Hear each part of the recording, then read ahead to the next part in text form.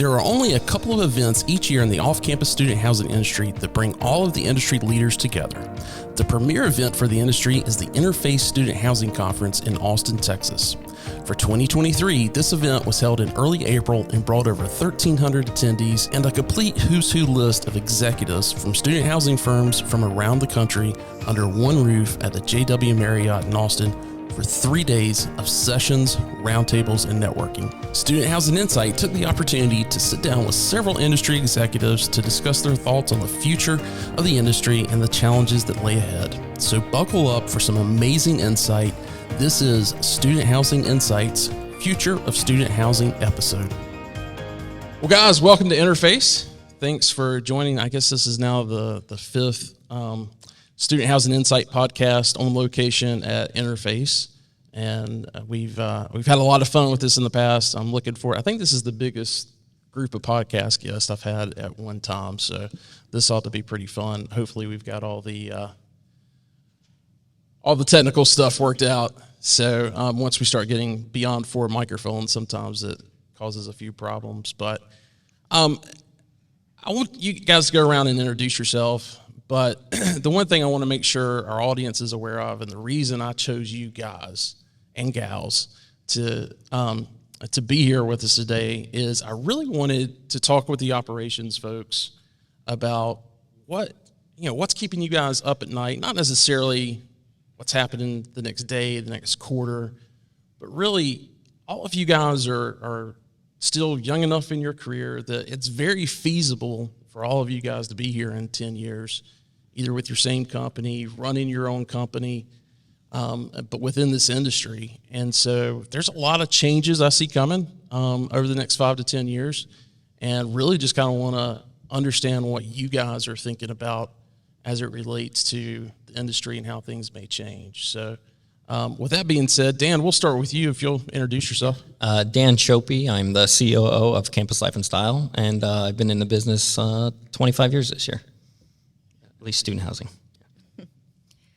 Jessica Delis, Vice President of Operations with Hugo. We have globally 40,000 beds. In the U.S., we have 20,000.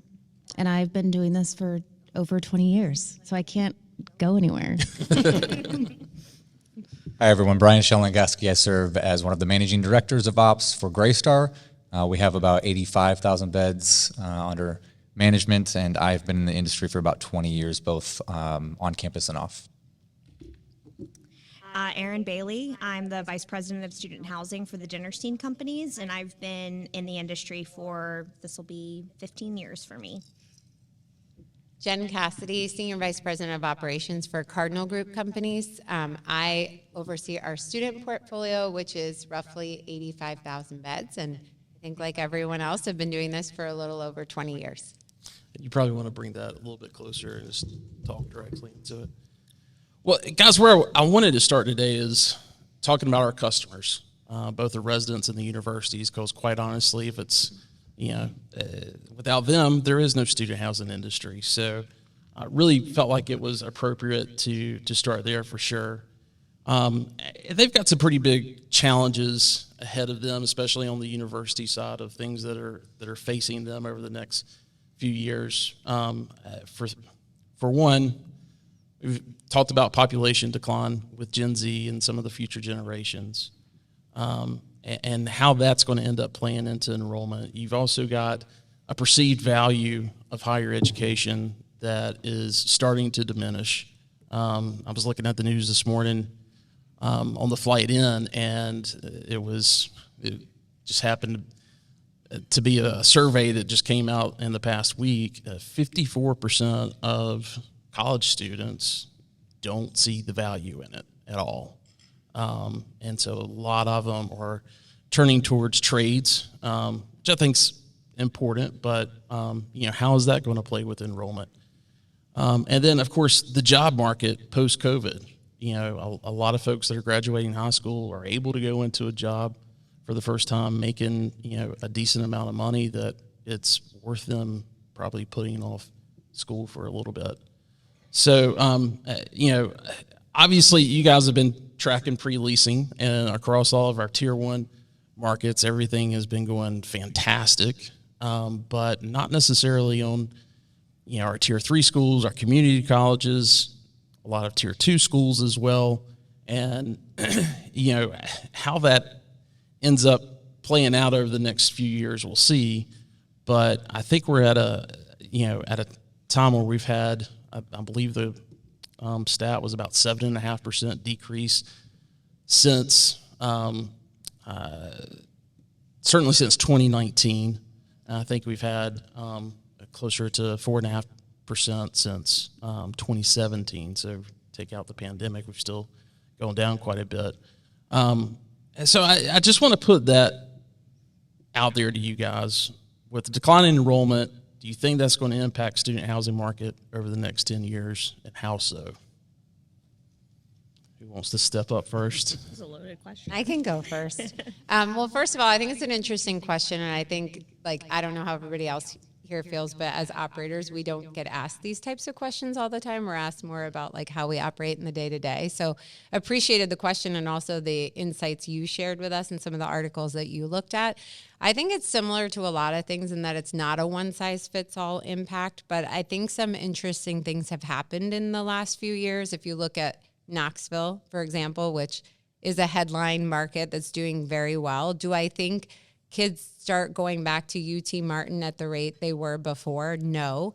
But if you look at some campuses that have benefited from that type of growth and enrollment growth, the infrastructure at some point doesn't support it. So if you look at Baylor right now, they're declining their freshman class simply because they can't continue to accept with the growth rates they've had for the last 3 years. So I think some of it may be temporary, and we may see some of the tier 1 institutions have to start pulling back, and we may see that help the tier 2 markets. I think some of it is permanent.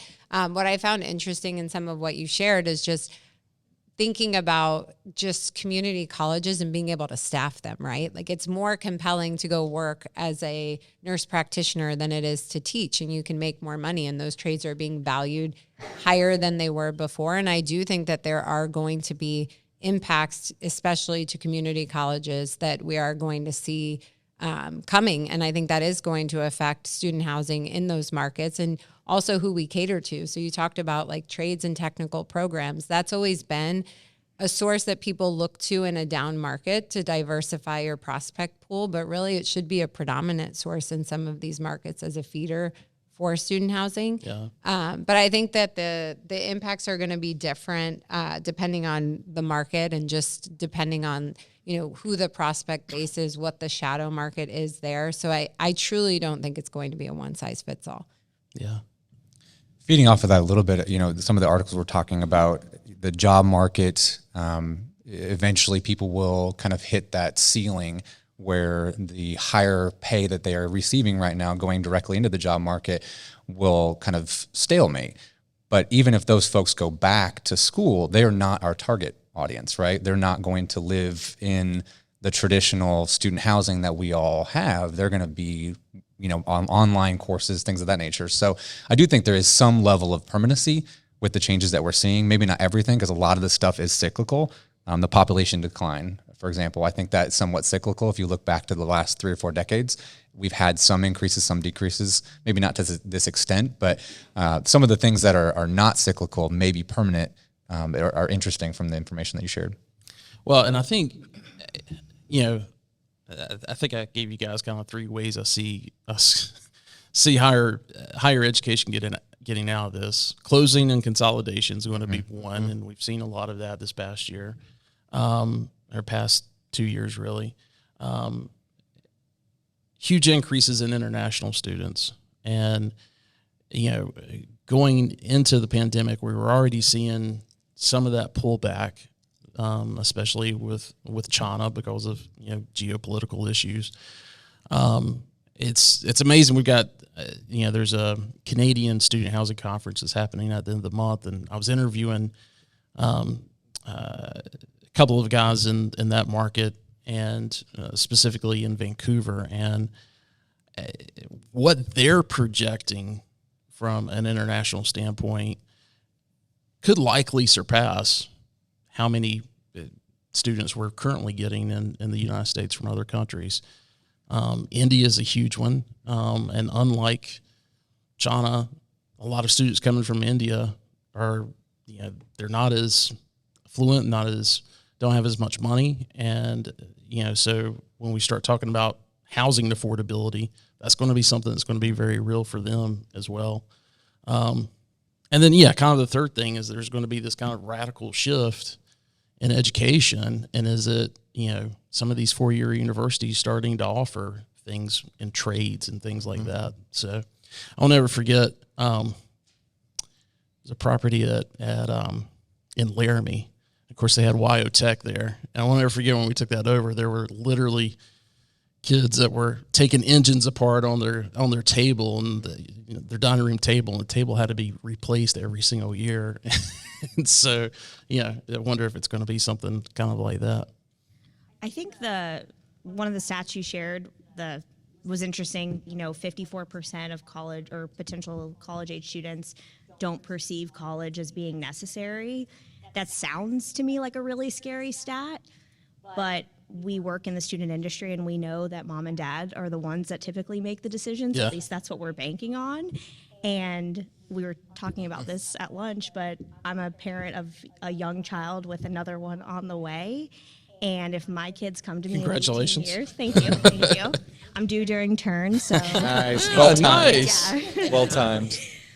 Waited 15 years for that. But if my kids come to me in 18 years and say, you know what, college isn't for me, well, we're going to have a tough decision because college is what pays the bills at home for us. So and not to say that obviously that's the path for everyone, but I think that stat sounds scarier than it maybe necessarily is right now. And I think just off of Jenn's point, it's not a one size fits all. Yes, the tier 1 schools they're solid, they're doing great. And the tier 3s and the tier 4s, they're probably the ones that are going to be most impacted. But the tier 2 schools are still feeding into the tier 1 schools, and the tier 1 schools are still accepting a lot of kids right now. So I do think some of these buzzwords are scarier than they actually are right now. Because you look at some of these tier 2, tier 3 schools, and their admission rate or acceptance rates is high because they have so many people and they're taking everybody who's applying because they're losing people to the tier 1 from before. But like Aryne was saying, I mean, I went through it personally with my son. I mean, he was at school and COVID hit and they kind of stopped, and then he got a great job. And now, so he's making, decent money. Now he's deciding, do I go back or not? Yeah. And so that's a struggle I think you're going to see a lot of people have. I think I shared this with this group when we were prepping for this meeting, but I was at a conference 2 months ago, and there was one advisor there, and her company has an agreement with about 140 schools that are very likely to consolidate or close in the next 5 years.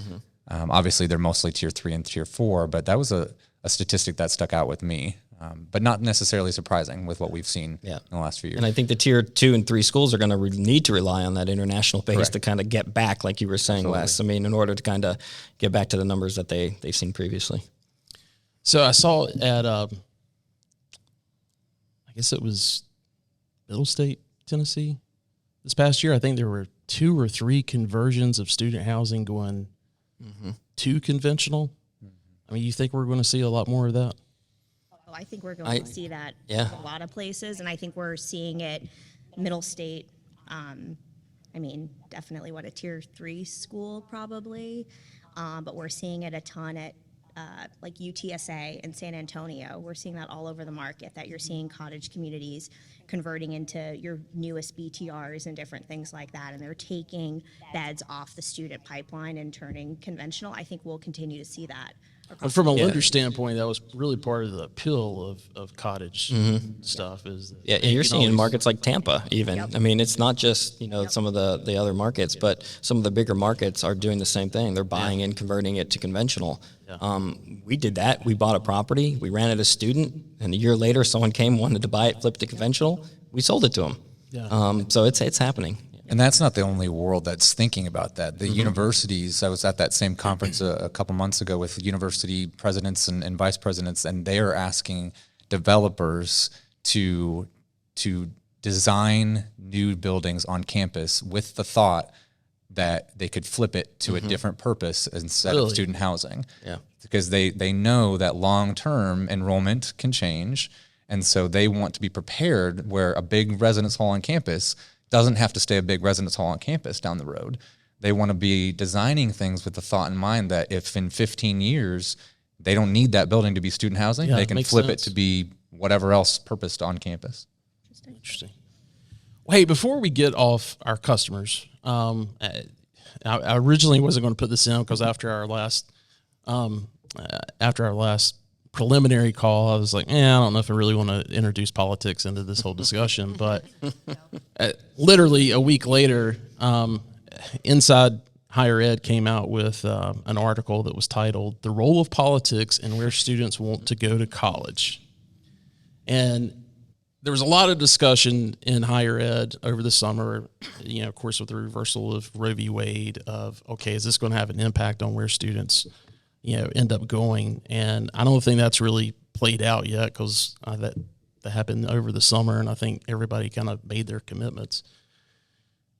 And I really didn't know if that would, is it going to make some kind of impact? But when I came across this article, it was actually in response to a recent study from the Art and Science Group. I don't know what that is, but that's what was referenced. If that's a big publication, it's the first I'm hearing of it. But Art and Science Group that found that nearly 1 in 4 high school seniors ruled out institutions solely due to the politics, policies, or legal situation in the state where the college was located.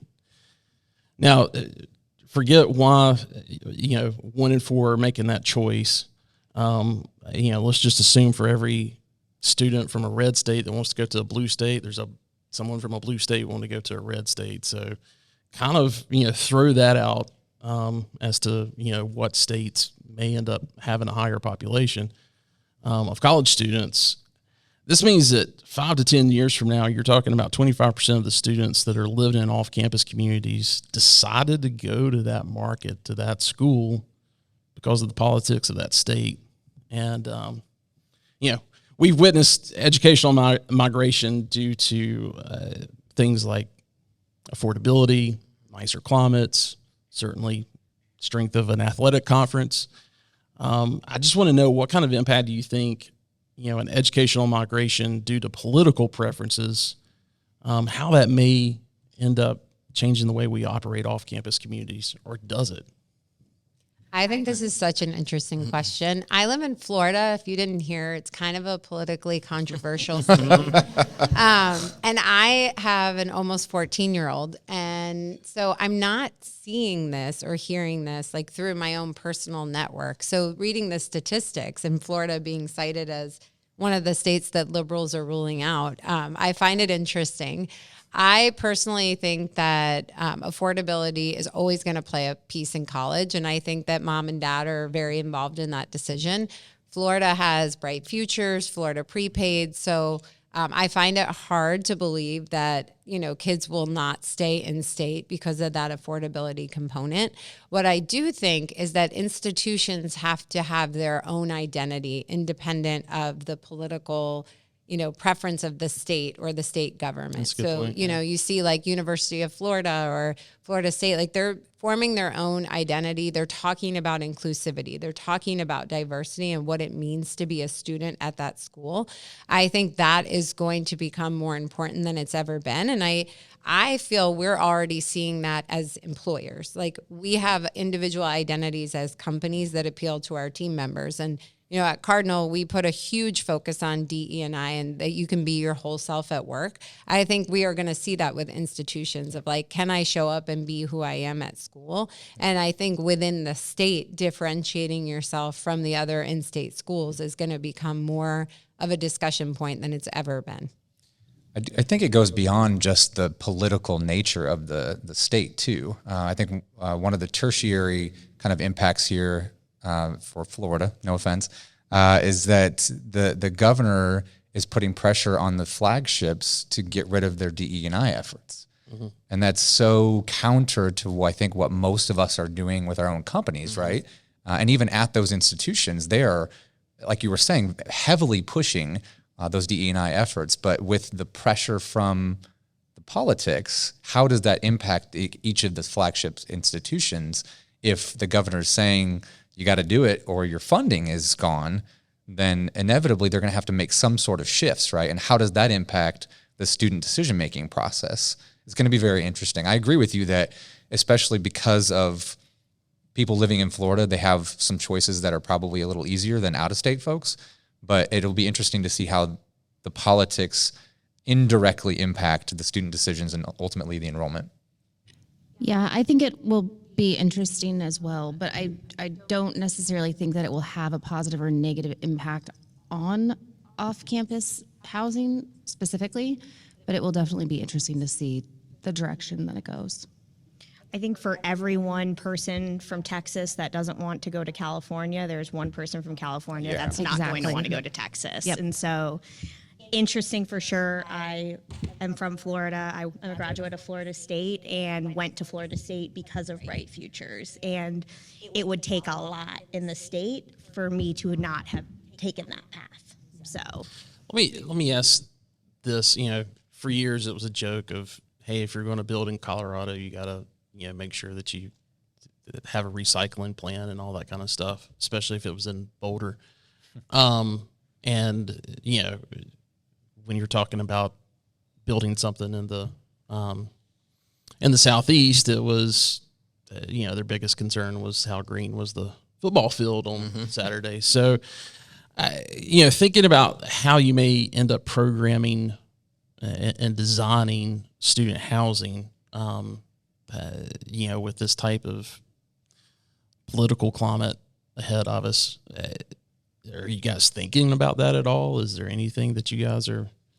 We haven't done our own development. I know Ben's in the room from CORE, so I'm going to shout them out because I think that's already happening. Like, it's amazing to see the thought process that's going into how these communities are programmed, everything from solar access to, podcasting studios and art rooms. And I think the development groups have done a great job of programming communities to meet the needs of today's students. And it's been really exciting to see that focus because we all, what we do has the ability to impact somebody's journey far beyond college. And I think that's already happening, and I think it'll just keep evolving. When you just think about the cycle of it was pools, and then it was fitness centers, and then it was study, and now it's all of these other amenities. I think that's been consistently changing. So I want to move forward to technology because I don't think we can talk about the future without talking about technology. And I think the biggest thing on everybody's radar right now is AI. And, I certainly think that it's going to create for the property management industry, it's going to create a lot of efficiencies. Jenn, I know you guys are deploying a lot right now with that. I do think it's going to end up eliminating some positions. I would say it's probably going to be more on the regional manager or asset manager level because I think that's where I could see AI being the strongest, the earliest. But you guys are seeing it in the news. You guys are talking about it. What does the future look like with that? What are your thoughts? Yeah, I'll start. I think it depends on the company, the company that you're at and how big is the company and what you're leaning towards. Yes, Cardinal is doing stuff. They're a bigger company. And then you have some smaller companies who they may not be able to afford to go down that road yet with the AI technology. We're looking at it immensely in a lot of ways. But to me, it still goes back to coverage in the office. You still have to have people in the office at times. You still have a resident base of 500 to 600 people that, yes, you can consolidate leasing. You can do that way. Maybe you consolidate your accounts managers positions or your collections efforts, but you still have 600 residents that have needs and they still want to come into the office. So it's still a struggle of figuring out how you have to staff that moving forward. Yeah, I agree. And I think that ultimately what AI is going to do is it's going to complement our existing efficiencies, but I don't necessarily see it eliminating. I think of it more as a complement, but I am curious what your vision was with the regional manager. I kind of envisioned, in an AI future that, the task lists and everything else, that a regional manager is typically the one that's, making sure that the site level is checking the boxes. Yeah, when you first said that, I mean, I know I did. I was just like, no way. Like, there's no way. I mean, at least for our company, and you may be right. I mean, I'm just trying to think about, how it's going to be in the future with the technology. But to me, the regionals are the lifeblood of holding a lot of stuff together at the properties from an operations standpoint. So, eliminating them, it could be a challenge. It could be interesting, And and I say that because as a regional manager, when I was a regional manager and when I had regional managers reporting to me, it was all about making that position as efficient as it possibly could, because those people, the most important thing they were doing was traveling to the sites and checking on everybody. And so, if we're able to take off all the other analytical stuff that they're doing, they can get to more properties, or that's how I see that. It goes back to what you have them focused on currently, right? And, and if you're going to consolidate positions with AI, everyone wants to save on expenses wherever you can. And make it more efficient, because I think we all sit up here as operators and try to find ways to how to make it easier for the site level folks, because they're the ones, every time you roll out a new initiative as a company, it all flows down to the site level. And so we got to figure out like how to make it a little bit better for them to operate. And the other reason I say that is, I mean, look, the margins for a property management company are pretty slim. Yeah. And if there's one thing that we're going to be able to cut back on is payroll, and we're going to be able to replace that with technology. I see that I see that being where I think it's happening, Wes. I really do. And I think it's going to continue to happen.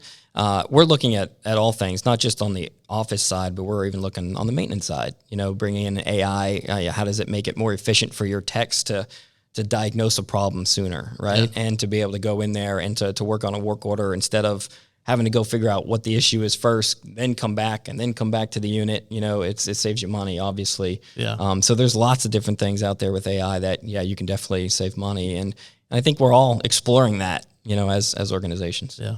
I think also, though, similar to our last conversation, it's not a one-size-fits-all model. All of us here, I mean, we all have completely different portfolios. I probably operate the smallest portfolio of the group, but I also work for a developer. And so our goal is not necessarily to ever be the largest. We'll never be the largest. We'll never compete, nor would we want to, because our goal is to develop properties, sell them, and continue to develop properties. And so for us, some of the AI that y'all are doing, it's great. We love it, and I completely support it. But for us, it doesn't necessarily make as much sense. To your point, we're probably not needing to put those dollars into, those areas, because our goal is ultimately just to build a property, sell it, and then like all things, it'll eventually get to a price point where it's going to make sense. But what's going to be really interesting is transferable skills, right? So if more groups are adopting AI, then is it harder for somebody that comes from one company to go to another? Yeah. And I mean, I'm probably the dissenting opinion here, but I think AI is the future of the operating model. I don't think 2 years from now, any of us will be sitting here without having incorporated some form of AI. And I think the number one thing it does is improve the quality of the experience. And I agree with you. We all have residents we have to service, but where I don't agree is they don't want to come in the office anymore. They want to communicate with us in all the ways that they communicate with Amazon and do online shopping, and everything is online. And so how do you adopt technology that improves that experience and meets them where they're at? So where we've rolled out AI, over 30% of our interactions are when the office is closed, either for a holiday or after hours. And we can't quantify how many of those leads would have just gone elsewhere. They would have discovered another community and maybe applied, but they didn't because the lead was nurtured at a time frame where it wouldn't have been able to otherwise. Yeah. So I think the number one thing in thinking about technology is how do we improve the experience for our team and our residents? It will inadvertently impact the way we staff our properties. But in reality, last year, what we were talking about is how do we combat rising personnel costs? I truly believe when the markets open back up and we're all running after deals again, like we will have to be doing things like this to combat rising personnel costs to be competitive for acquisition. So I think it's a twofold thing, but our approach is really thinking about how do we take those tasks from our on-site teams that are manually cumbersome and make them automated and consistent. Yeah. And with consistency is better performance. And then the on-site teams can focus on how do you make the experience of living at this community better? How do you improve the mental health of your residents? How do you create that concierge type experience because you're no longer in a back room posting rent? Yeah. Yeah, because if you have people, like that's exactly what we're looking at too when we're looking at, bringing in technology, because if you have residents that are focused on packages or whatever it is, that's a lot of time that they're focused on that when they could be dealing with some other situations that come up on the property on a daily basis. Mental health is, it's a huge thing now that we're seeing, and our residents are going through a lot of stuff, and our staff is having to deal with that. So like Jen's saying, if you can take that time away from them to focus on stuff like that more, it's going to help everybody. Anybody else on AI? All right, so the next thing I want to talk about, I think is probably what I'm most excited to talk about, and that's leadership. And I opened this up talking about, you guys, some of you are in the C-suite, some of you are certainly close to it. I definitely think out of the 5 of you, someone's going to end up owning their own company servicing this industry, be it on the property management side or something else. And what I'm thinking, what I want to ask you is, when you're thinking about what that looks like in the future, what does the leadership of that core team that you want to build around you, what does it look like? For me, the top 2 skills would be resiliency and the ability to adapt. I think like most up here and out in the crowd, we go through a lot of change. It seems like we get our feet underneath us, and then Greystar says, we're going to change this up again, whether that's looking for efficiencies or whatever.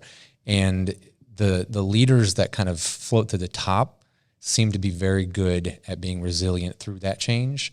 And it's not necessarily just change that is internal to Greystar or even to the industry. It's the political change, it's the COVID, it's the whatever else that they have to deal with. So resiliency and the ability to adapt and pivot, I think, are going to be vital characteristics to the next set of leaders. I think to add to that, empathy is the big one. I love what you said, but I also think that it's more and more important nowadays to be empathetic with your resident and your, potential next person who's coming into your role. We're seeing just across the board how important it is to be inclusive and to, really respect people's feelings and opinions, whether it's publicly or on social media, whatever it is. And I just think having that next generation of leader, that's going to be just so important. It's not just about the bottom line. It's not just about, as how much money can your company make. It's what is your company doing? What's the impact that they're making? And that, to me, only happens when you have a leader who can actually show that empathy to the resident or the parent or, whoever it is. Yeah, I agree with everything that's been said. Definitely adaptability.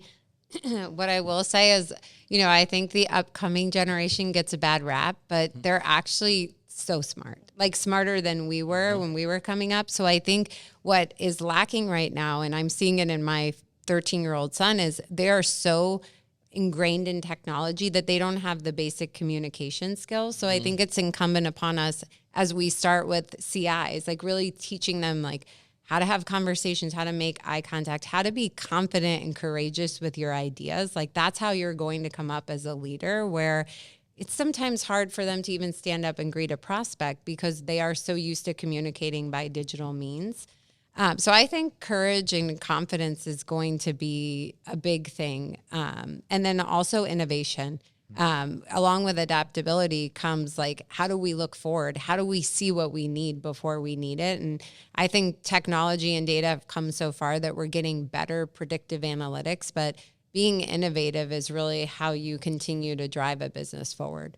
Yeah, and I think I think they hit all the highlighted ones for sure that we look at. But for me, I did have the ability when we started this company to kind of go out there and try to find some folks not too long ago, and we were looking for change agents. You have people, you go to a property who can, if you're going to get a new deal, sometimes you're needing to change that property, right? Because you either you bought that deal for the value or that to make the change, or you're taking over from a third party side because the property was in distress. So we look for those folks that can come in and actually just be that immediate change agent on the property.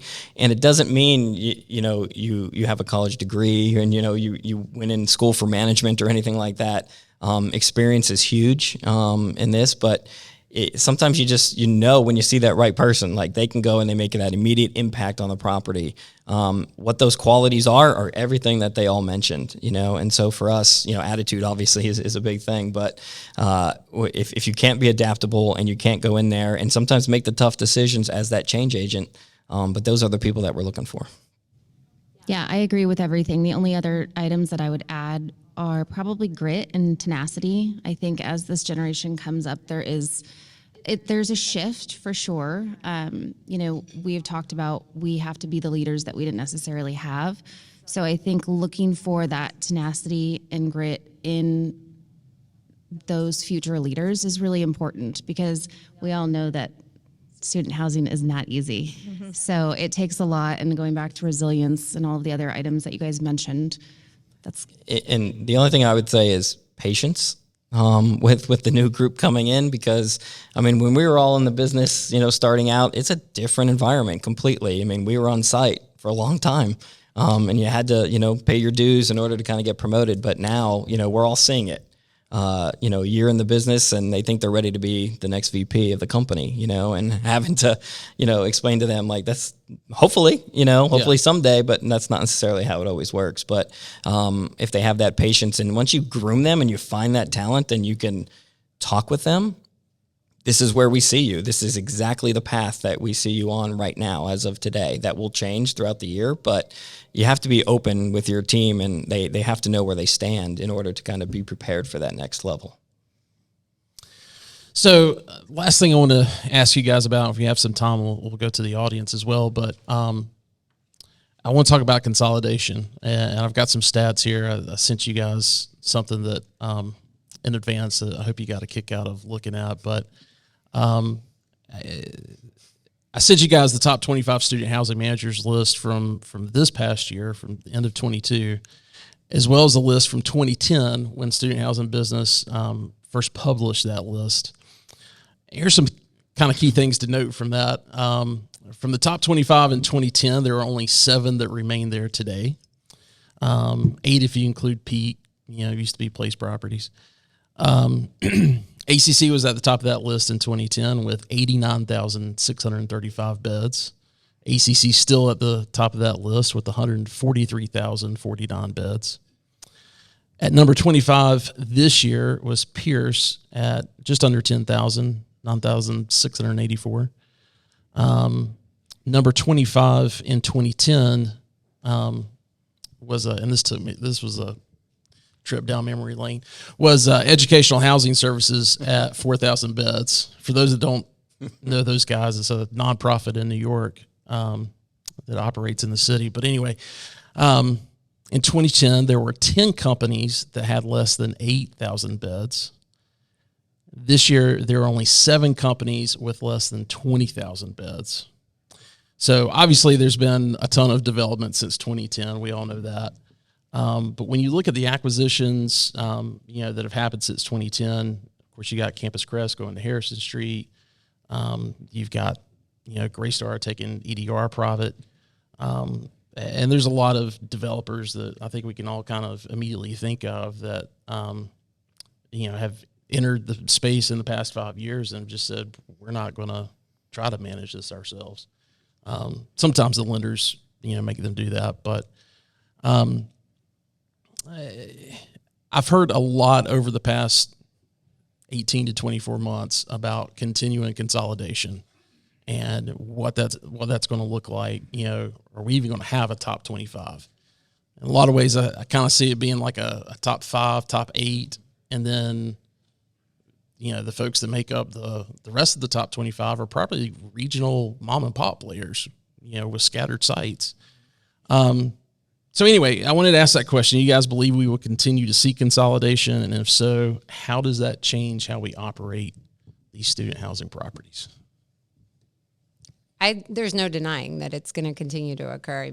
You shared stats. If you just look around the table, Vesper used to third-party manage, and now they're CLS. Hugo has bought a ton of product that was third-party managed just in the last 12 to 18 months. So it's happening in larger transactions, and it's happening in smaller ones too. We see, groups that are working with 2 or 3 operators consolidating to one. So it's definitely occurring. In terms of how it changes how we operate, from the perspective of somebody that operates a diverse portfolio with a lot of third party, I think you just look through the lens of always being the best operator you can be. We have the advantage of owning communities and then third party managing a lot. And so that helps us on the operations side think like an owner. And I think you have to do that. We pride ourselves in managing third-party communities the same way we manage our owned assets, but we get those best practices by working closely with our investments team. So I think you just need to focus on doing the best job you can do. There's not a lot we can do to control things that are transacting. We have a portfolio selling out of our management side that is going to all either vertically integrated groups or conventional groups. So you can't deny that the pool of what's available from a shared third-party perspective is shrinking. There are just a lot more vertically integrated groups than there used to be. And there's so much institutional capital in the space than ever before. And you're seeing those companies, use that, and they're going to gobble up some stuff. And then, they are going to do what Jenn was saying and start consolidating their portfolio. We talked to, owners on the third-party side as well. And they may be using 2 and 3 people, but I think ultimately their goal is to consolidate at some point into one platform. It makes it easier for them instead of having 3 or 4 different types of reports that they're getting and just everything that they're going to need as a company, especially when you have these big, public companies that are REITs, and they have specific reporting requirements. And so that's, to me, we're seeing that a lot of on the third party side. The easier it is for them to consolidate stuff, it's for reporting, it's going to be. I agree with both Jenn and Dan. I think what it does long-term for us as operators doesn't necessarily change our philosophy with how we operate, but it could very well change and further support what we talked about earlier in terms of technology and AI, right? Going from the smaller companies to the larger companies, maybe it further supports justification for doing some more consolidation and some more centralized leasing and things of that nature when you have that scale, right? Because it makes more sense. Mm-hmm. You can create more efficiencies doing that. So I don't think it changes what we do. We still operate. We still have the same philosophy probably, but we probably have to make some changes to create some more efficiencies. I really also, again, will say I think there's room for everybody at the table on this one. I looked at your stats last night, and dinner scene in 2010 was number 9, and dinner scene in 2022 was number 22. Arguably, to me and to within our company and our organization, we're more successful now than we were in 2010, but we have less beds. So it's not necessarily about the bed count. It's about the strategy of your company, obviously. And I worked for 10 years at Asset Living, which is, I think, number 2 on your list. Yeah. So I see it from both sides. But I do think that there's space for everyone here. I, of course, agree consolidation at the top is going to continue to happen. But again, that's not everyone's strategy here. It's not just about how many beds you manage. That doesn't define how successful your company is. I selfishly say this as I work for a developer, but we don't manage or we don't look at our success rate at our bed count. So I want to ask this question to you. If a developer is listening to this right now, and it's not the developer I work for. They're thinking about, do I want to manage or not? Because I think it's a hard decision. I think most developers will agree no one's going to manage it like yourself. Yep. Especially when you're a merchant developer. Yep. What would your suggestion be to them?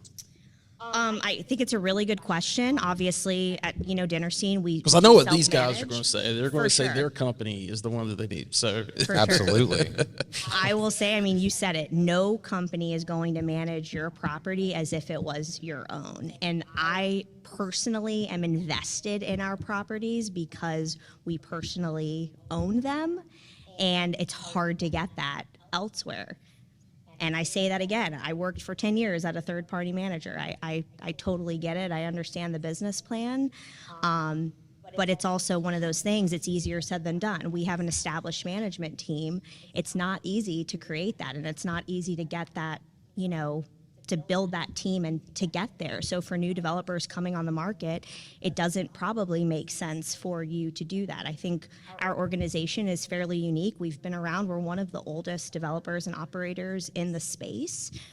So we can look at things a little bit differently, but I don't think that works for everyone. Yeah, I think that brings up just an interesting point. It's deciding who you want to be, right? Some developers want to focus on development and they don't want the headache of management. But the flip side, and what we really haven't talked about in this question, is how does it affect the talent pool? How does it affect what we need to offer our team members? And, having worked at a smaller company and now a larger company, when you do have scale, you are able to do centralization. You are able to offer benefits packages that are really responding to what people are wanting. So I do think that's going to be a factor in this that we can't underappreciate is, we're already seeing what our team members want and need to feel like they're getting compensation and like full benefits.